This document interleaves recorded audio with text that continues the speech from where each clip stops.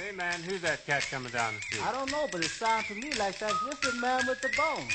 Sure having himself The a ball. original clown prince of the Harlem Globetrotters, Reese Goose Tatum, didn't intend to play professional basketball, but his height and sense of humor enabled him to incorporate comic routines into basketball games that the fans loved.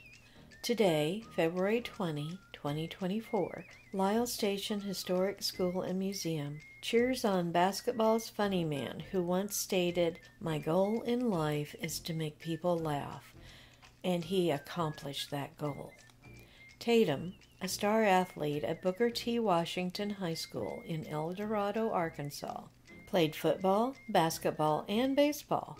After high school, he signed on with the Louisville Black Colonels in 1937 to play professional baseball, not basketball. He went on to play for the Memphis Red Sox and Birmingham Black Barons before World War II saw him serving in the United States Army Air Forces as an entertainer for the troops at Lincoln Army Airfield in Nebraska.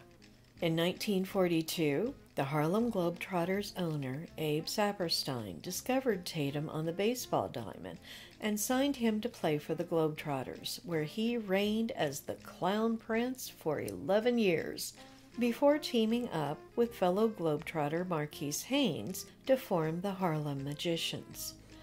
Tatum's globetrotting days paid off well. When he left in 1955, he was earning what the Detroit Tribune reported as the highest salary paid to a professional basketball player, $53,000 per year. Tatum stood 6'4" with an arm span of approximately 84 inches and could touch his kneecaps without bending.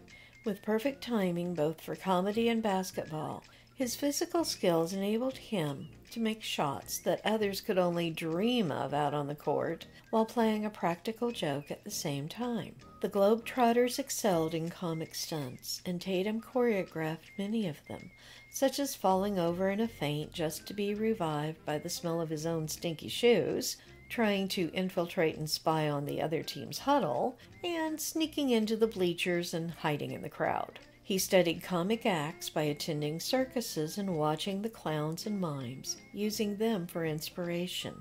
At least once a game, Tatum would take a water bucket filled with shredded paper that he then tossed into the audience. All joking aside, Tatum's skill as a basketball player was displayed on the court every time he and the other Globetrotters ran out on the floor, accompanied by the music of Sweet Georgia Brown.